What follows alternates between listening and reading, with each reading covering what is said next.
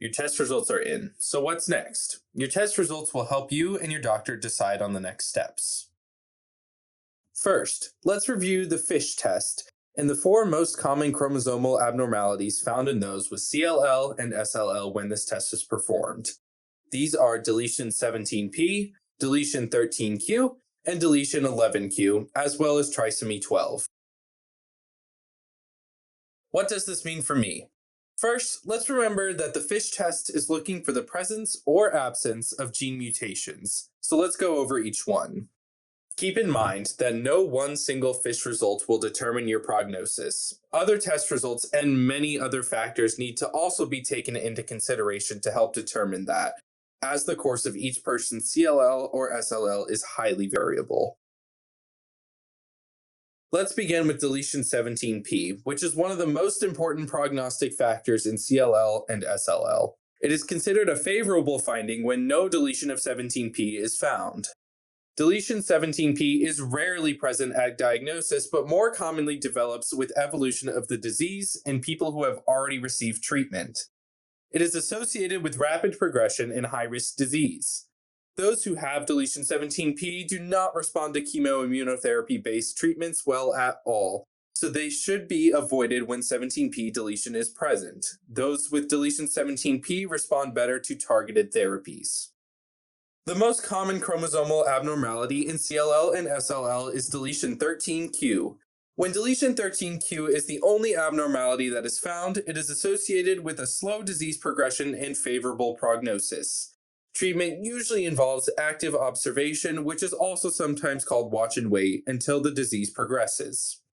Deletion 11q is most often found in younger males and those with an enlarged spleen, liver, or lymph nodes. Those with deletion 11q tend to experience less time before they require treatment, as it is associated with rapid disease progression. Treatment usually involves targeted therapies either taken alone or sometimes in combination with other medications to help result in deeper remissions. Trisomy 12 is the third most common chromosomal abnormality that is found in those with CLL and SLL. When it is the only abnormality found on FISH testing, it is often considered an intermediate risk factor for the disease. However, if other abnormalities are found in addition to trisomy 12, then it is associated with rapid progression and high-risk disease. We have covered a lot of information on FISH testing results. Now, let's do some review and talk about how each of these genetic abnormalities can inform treatment decisions for those with CLL and SLL. Although deletion 17p is not usually seen at diagnosis, it can appear later and usually means the disease will progress rapidly. Chemoimmunotherapy will not be effective for patients with deletion 17p. Targeted therapies will likely provide better results.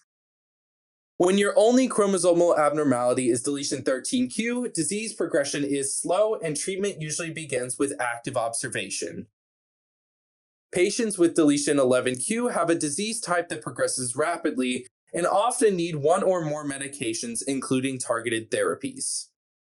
Trisomy 12 may mean an intermediate or high risk of disease depending on if it is the only chromosomal abnormality or if it is found with others. Treatments vary between patients. Some may begin with active observation, while others, especially those with high-risk disease, may need targeted therapies. In this case, treatment usually involves targeted therapies either taken alone or in combination with other medications to help result in deeper remission. The TP in TP53 stands for tumor protein. TP53 is a gene that is located on the 17th chromosome, so it often occurs alongside deletion 17p. The purpose of TP53 is to prevent cancer cells from growing. When your test results indicate that a TP53 mutation is present, this means the protein will not function correctly to prevent new CLL or SLL cells from growing. When the TP53 gene has mutated, disease progression may be rapid and earlier treatment may be necessary. Chemoimmunotherapy is not effective for patients with TP53 mutation, so this type of treatment should be avoided. Treatment usually involves targeted therapies either taken alone or in combination with other medications to help achieve deeper remission. IGVH is another important test for those with CLL and SLL. When IGVH is unmutated, this means your gene has not yet activated to control the growth of new cancer cells. So, disease progression may be rapid and earlier treatment may be necessary. Unmutated IGVH also commonly occurs with trisomy 12. People with unmutated IGVH should not receive chemoimmunotherapy. Treatment usually involves targeted therapies alone or in combination with other medications to help achieve deeper remission. In summary, it's important to obtain these three critical tests upon diagnosis: FISH, TP53, and IGVH. They may not be automatically ordered by your healthcare provider. Advocate for yourself and discuss the need for these tests with them. Your IGVH status usually remains the same and only needs to be tested one time. However, your FISH and TP53 results can change over time with disease progression and as a result of being on certain treatments. You must make sure both your FISH and TP53 tests are repeated before each new treatment is started. Remember to test before treat, discuss the importance of obtaining these necessary tests with your healthcare provider, and advocate for your best possible care.